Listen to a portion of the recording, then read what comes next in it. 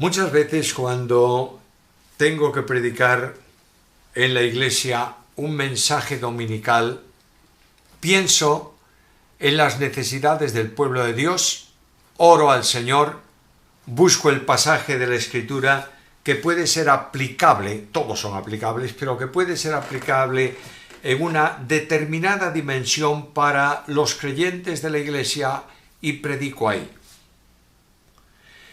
Pero me doy cuenta que la mayor necesidad que tiene el pueblo de Dios hoy es la necesidad de ser alentado.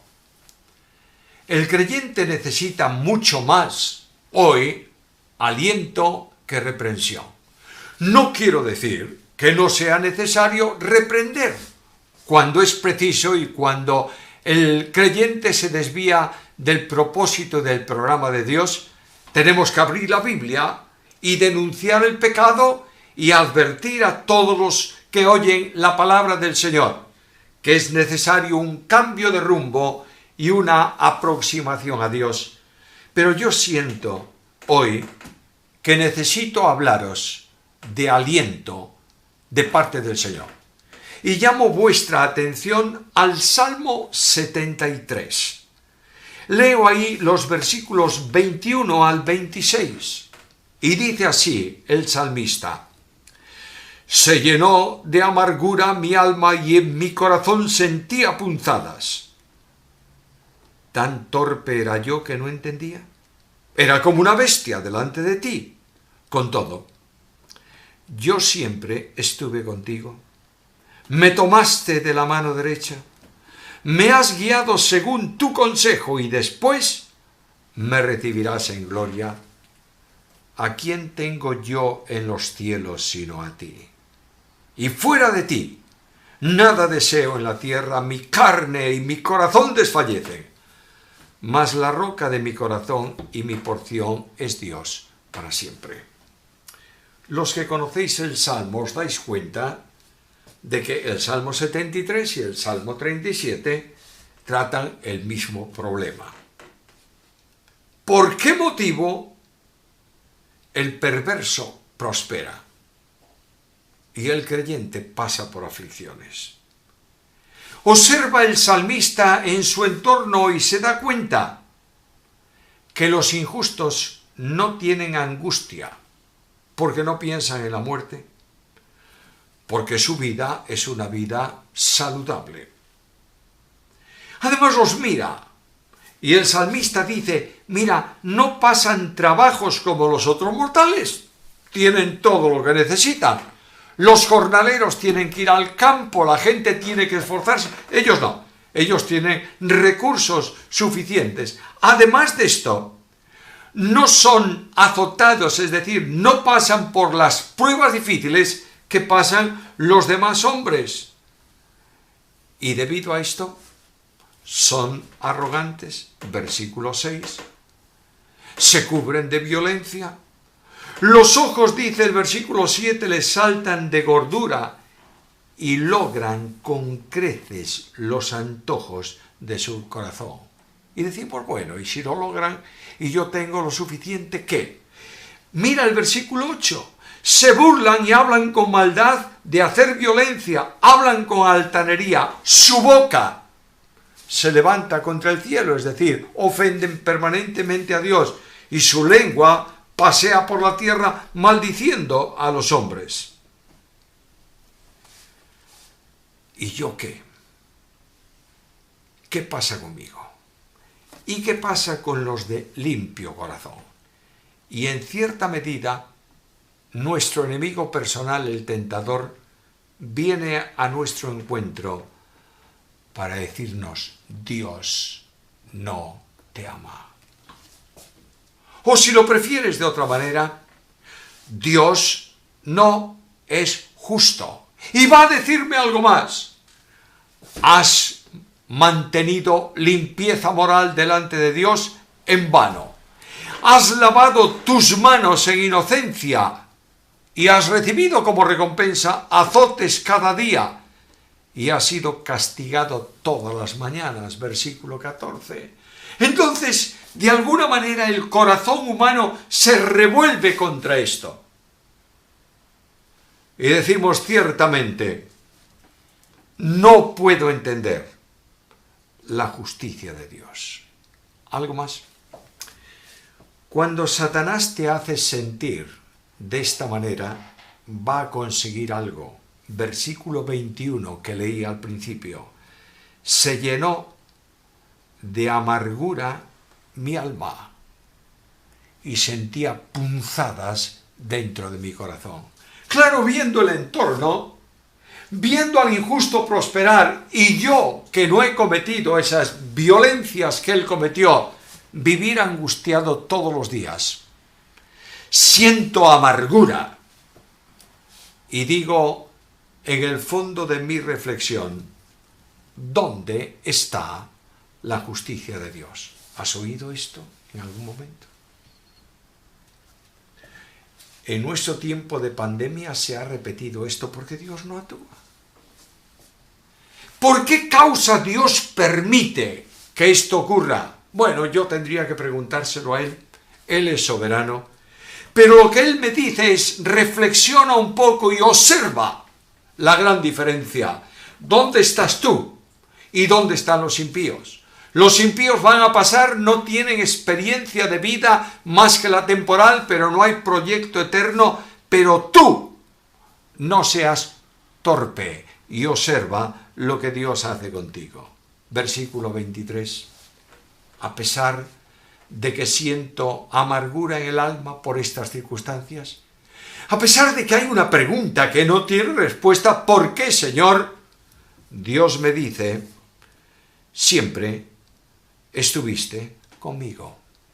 Y yo miro atrás y me doy cuenta de que la primera gran experiencia que Dios ha tenido conmigo en mi vida personal es que me ha tomado de la mano derecha. Cuando yo estaba viviendo perdidamente en el mundo, sin esperanza, el buen pastor extendió su mano y tomó mi mano. ¿Cuál de ellas? Tomó mi mano derecha. La mano derecha es la mano del poder. Generalmente, salvo que una persona sea zurda, es más potente la mano derecha que la mano izquierda. El otro día yo estaba tratando de hacer una cosita ahí en casa, un trabajito en casa, y tenía que sujetar una pieza con la mano izquierda y ponerla para que entrase un tornillo que tenía en la mano derecha, porque era un tornillo muy pequeño. ¡Qué trabajo! Porque la mano izquierda no estaba acostumbrado a moverse con la precisión de la derecha. Y muchas veces he intentado escribir con la mano izquierda a ver qué pasa. Tremendo. La mano derecha es la mano del poder y la mano del honor. Y cuando te dan a ti, te toman a ti de la mano derecha, el otro está dándote la misma mano. Cuando estudias el poder de Dios y la acción de Dios, descubres que la mano izquierda es, figurativamente, la mano de la sustentación. La mano izquierda de Dios se expresa en Jesucristo cuando dice, mis ovejas están en mi mano. Y esa mano de sustentación se ha puesto debajo de mi vida y yo estoy mantenido en ella. Pero la mano derecha es la mano del poder, la que me levanta en la caída y la que, sobre todas las cosas, figuradamente me ha salvado. Yo siento en mi experiencia personal esto y Dios me dice, te he tomado de la mano derecha y miro atrás y descubro que estoy en la mano omnipotente de Dios. ¿Cuánto aliento produce esto en mi vida? No solamente Cristo me ha salvado, no solamente Dios extendió su mano y me ha tomado de mi miseria y me ha puesto sobre sus hombros y me ha conducido al redil, sino que a lo largo de mi experiencia cotidiana, día a día, miro atrás y descubro que en todas las caídas que yo he tenido espiritualmente hablando, la mano derecha de Dios me tenía sujeto. No he caído violentamente porque el Señor me sostiene y en medio de las pruebas y de las dificultades observo que el Dios de la gloria me tiene sujeto de su mano derecha. Y me invita a caminar en santidad. Pero ¿cómo voy a hacerlo si soy un hombre? ¿Cómo puedo alcanzar yo las perfecciones de Dios si el pecado, mi naturaleza pecaminosa, está en mí? ¿Cómo puedo sujetarme a aquello que humanamente hablando es imposible para el hombre? Y esta mano poderosa, omnipotente de Dios está conduciéndome en la senda de la santificación. Quiero decirte que la santificación, que es la expresión de la santidad en la vida cotidiana, no es posible que sea ejecutada por el poder del hombre. El hombre no tiene poder para ser santo. Y además, la santidad que Dios demanda no es la santidad a mi nivel y en mi medida, sino la santidad de Dios. Y esto es admirablemente elevado, imposible de alcanzar por mí, pero Dios hace algo contundente en mi vida. Ha puesto su Espíritu Santo en mi corazón, y la misión del Espíritu Santo es reproducir a Cristo en mí. Y este Dios de la gracia, lo he dicho muchas veces, es uno de mis textos favoritos, produce en mí el querer y el hacer por su buena voluntad. Y cuando yo marcho por la senda en donde hay problemas y hay pecado, siento que la mano de Dios está sujetándome. Y camino en la andadura, miro allá en lontananza, y está también la mano de Dios tomándome en el futuro para llevarme a su presencia. ¿Cuánto aliento produce esto? Frente a riquezas que pasan, frente a personas que se extinguen y que no tienen ancla segura, sustento seguro, yo voy al versículo y digo: gracias, Señor, porque estuve siempre contigo. Me has tomado de la mano derecha. En segundo lugar, Dios me está guiando según su consejo. Extraña cosa. El consejo de Dios supera en todo la capacidad de conocimiento y comprensión mía. Yo pregunto: Señor, ¿cómo es tu consejo? Y Él me responde: mis caminos son más altos que tus caminos. Mis pensamientos más que tus pensamientos. Nunca podrás entender mi consejo en cada paso de tu camino. Voy caminando por la senda, bajo la bonanza del sol de justicia que es Cristo mismo alumbrando el camino. Voy cantando aquella vieja canción, cantando en el camino al cielo lleno de alegría y de gozo, y de pronto la senda luminosa se torna en valle de sombra de muerte. De pronto el camino se hace empinado, angosto. Las piedras molestan mi caminar espiritual. Siento que en torno a mí hay enemigos permanentes. Y digo: Señor, ¿y ahora qué? Y el consejo de Dios dice en el Salmo 23, en la experiencia de David: aderezas mesa delante de mí en presencia de mis angustiadores. Oh Señor, no puedo entender ese consejo. ¿Por qué motivo no evitas tú los angustiadores en mi camino?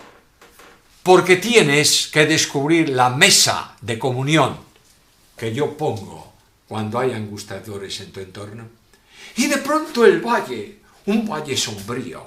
Dice el texto del Salmo: valle de sombra de muerte. Nota algo ahí. Dios te hace pasar por experiencias difíciles según tu consejo. No dice que pasas por el valle de muerte, sino por el valle de sombra de muerte. La sombra no es más que la manifestación de la falta de luz cuando un objeto se interpone entre la luz y la proyección. ¿Qué hace? Es una proyección de sombras. Yo vivo en un lugar que en el interior de Galicia hay un animal en el bosque que es, yo diría, nocivo para la agricultura, especialmente la agricultura, no tanto, la ganadería, la agricultura no, y ese es el lobo. Cuando se habla de lobo, se habla de un animal que produce miedo. Bueno, a los niños se le cuentan cuentos de lobos, De modo que tienes ahí esa historia que conocen tantísimos niños de Caperucita y el lobo feroz. Ahora tú tomas a un niño, lo pones delante de ti y pones una luz fuerte por un lado y con tus manos las pones así, haces una sombra chinesca en la pared, en donde aparece representado una figura como la de un perro. Y tú le dices al niño, ¿qué es eso? Y el niño te dice, es un perro. Y tú le dices inmediatamente, no, es un lobo. Y ese niño se asusta de la sombra que parece un lobo. Es una sombra, no es el lobo. Lo mismo cuando tú entras en el valle de sombra y hay dificultades en tu entorno, produce miedo la situación en donde estás, los rugidos del gran león que Satanás te atemorizan en el camino, la situación es difícil y estás en sombra, Dios resplandece con su luz, porque estás caminando según su consejo. Ahora yo quiero preguntarte, ¿tú sabes cómo puedes eliminar una sombra cuando se produce? Bueno, alguien me va a decir, encendiendo una luz. Bien, enciendes una luz y eliminas esa sombra, generas otra. La luz siempre genera sombras si hay algo que la interrumpe, que se pone en el medio. La mejor forma de eliminar una sombra es cubriéndola con otra sombra mayor. Imagínate que estás en pleno verano, 12 de la mañana, el sol cae vertical y hay un árbol ahí que está produciendo sombra en el suelo. Y de pronto viene una nube. Pasa entre el sol y el árbol. Se produce una sombra grande y la sombra del árbol desaparece. Desaparece la sombra cuando es cubierta por una sombra mayor. Y me voy a la Biblia y digo, Señor, no puedo entender cómo me estás guiando por esta senda tan extraña. Lo haces según tu consejo, sin duda. ¿Cómo puedo escapar del valle de sombra? Y la Biblia me responde, el que habita al abrigo del Altísimo morará bajo la sombra del Omnipotente. Yo no sé cuál es el consejo de Dios para mi vida, pero lo que tengo muy claro es que la Biblia dice en otro de los salmos, el Señor cumplirá su propósito en mí. ¿Y cuál es el propósito? Bueno, el propósito de Dios, lo conocemos bien todos, es que seamos hechos conformes a la imagen de su Hijo. Y ese Hijo Jesucristo pasó por miserias, por tribulaciones, por dificultades, por angustias, por tentaciones. De la misma manera pero yo miro todas esas circunstancias de mi camino y voy al Salmo y leo estas palabras. Me estás guiando según tu consejo. Oh Señor, no sé cuál va a ser tu consejo para mí, en mi camino, mañana por la mañana o pasado mañana, pero no importa cuál sea. No me importan las circunstancias por las que tenga que atravesar. Lo que me interesa es saber que en cada momento de ese camino me estás guiando conforme a tu consejo. Tu consejo es perfecto, y es perfecto porque tú me amas profundamente. Estás permitiendo eso para que mi experiencia en tu amor se perfeccione, para que mi fe se afirme, para que en el conflicto de la vida el ancla, la cadena de la fe, entre al interior del lugar santísimo y se aferre a Jesucristo, mi Señor, y encuentre en él la fortaleza necesaria. Y cuando vienen las lágrimas y las pruebas y las dificultades, y cuando hay preguntas que no tienen respuesta, levanto mis ojos al cielo, y el consuelo del cielo viene a mi alma, y el Salmo me dice, me estás guiando según tu consejo. Y viene el tercer paso de bendición, el tremendo aliento de este versículo. Y después me recibirás en gloria. Estuve siempre contigo, Señor. Me has tomado de tu mano derecha y no me sueltas. Me estás guiando conforme a tu propósito. Y al final del camino me recibirás en gloria. oigo la promesa del Señor. No se turbe vuestro corazón. Creéis en Dios, creed también en mí. En la casa de mi Padre hay muchas moradas, si así no fuera os lo hubiera dicho. Voy pues a preparar lugar para vosotros, y si me fuese y preparase lugar, vendré otra vez y os tomaré a mí mismo, para que donde yo estoy, vosotros estéis conmigo y sabéis a dónde voy. Y sabéis el camino. Y yo hago un alto en mi andadura. Descanso un momento sentado en la senda, que es Cristo mismo. Me acerco por la fe a la promesa. Y digo, Señor, ¿y cómo será eso? Y el Espíritu de Dios me hace recorrer la Escritura y llegar al final en el libro de Apocalipsis, capítulo 21. Y ahí hay una descripción admirable de ese lugar en donde Dios nos recibirá en gloria. Léelo con calma hoy. Si tienes inquietud en tu alma, si necesitas consuelo, vete por la fe y entra por las puertas de perlas. Observa la impresionante belleza de ese lugar. Tal vez estás caminando por un lugar muy, humanamente hablando, feo aquí en la tierra. Poco grato, poco agradable, un camino solitario tal vez. Entra en ese lugar y observa que la calle central de ese sitio es de oro, que hay puertas de perlas, que cada uno de los cimientos de esa ciudad es una piedra preciosa, que brilla de forma admirable y produce destellos hermosísimos.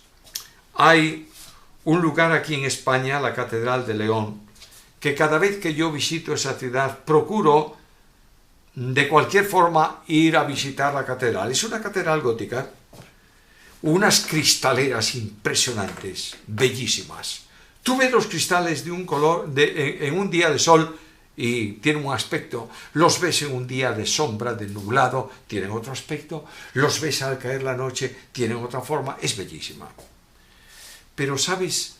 El impacto más grande que yo he tenido es una noche que caminaba hacia la catedral y de pronto ahí tras las casas apareció. Estaba iluminada por dentro.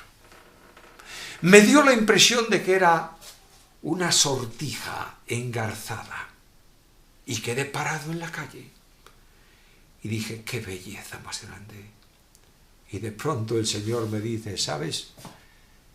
Ese es un edificio en la tierra. Yo te hablo de piedras que son cimientos en el cielo. Y esas piedras, a la luz admirable del Cordero que está en la ciudad, a la luz de Dios que ilumina la ciudad, será de una belleza incuestionable. Pero el cielo es hermoso también por la belleza moral. Me dice ahí que allí no hay lágrimas, ni llanto, ni clamor, ni dolor. La enfermedad ha desaparecido. Las circunstancias adversas de la vida concluyen y el recuerdo del camino se transforma en una manifestación experimental de la gracia de Dios. Y miro al pasado, si puedo mirarlo en su presencia, y recordar los muchos tramos en donde yo sentí inquietud. Y puedo decir al Señor que me tiene en la gloria ya. Gracias por tu consejo. Gracias por todo cuanto hiciste por mí. ¡Oh, qué maravillosa bendición! Tal vez estés pasando por una prueba intensa. Levanta, por favor, los ojos al cielo. Deja de mirar el entorno de angustia vital en que te encuentras y escucha las palabras del apóstol. Esta tribulación momentánea produce en nosotros un cada vez más excelente y eterno peso de gloria. Cuando estás pasando por una dificultad, por un camino complicado, sueñas con regresar a tu casa y descansar cómodamente en el lugar que más te apetece. Así, en la presencia del Señor, enjugará Dios toda lágrima de los ojos de ellos. ¿Has llorado mucho esta semana? ¿Tienes hoy una pregunta sin respuesta? ¿Has dicho al Señor hoy en medio de la angustia que te rodea, ¿por qué, Señor? Y el Señor te dice, mira, estoy contigo. Te he tomado de la mano derecha. Te estoy guiando según mi consejo. Y después te recibiré en gloria. Y de pronto viene el consuelo. El Espíritu de Dios toma la palabra y la aplica a mi vida. Y yo me pregunto, ¿a quién tengo yo en los cielos sino a ti? Y fuera de ti, nada deseo en la tierra. Y digo al Señor, Señor, mírame, mi carne y mi corazón desfallecen, pero la roca que sustenta mi corazón en integridad y mi porción eres tú para siempre. ¡Qué bendición tan grande! Dios se hace provisión para ti y para mí hoy, y el gran consuelo que viene del cielo mitiga cualquier pena y modera cualquier necesidad. Es posible que hayas comenzado a escuchar esta reflexión, impactado y conmovido por circunstancias. Descansa profundamente en el Señor y observa que la roca que sustenta tu corazón y tu porción hoy es Dios para siempre. Y aquel que te ha tomado de la mano derecha te está sustentando hoy. Aquel que te ama entrañablemente alienta con cariño tu corazón en el camino. Y aquel que te ha rescatado lo ha hecho para que estés para siempre con Jesús. A Él sea la gloria. Y yo pido que el aliento del Salmo venga a tu vida y a la mía. Y podamos decir, fuera de ti, Señor, nada deseo en la tierra.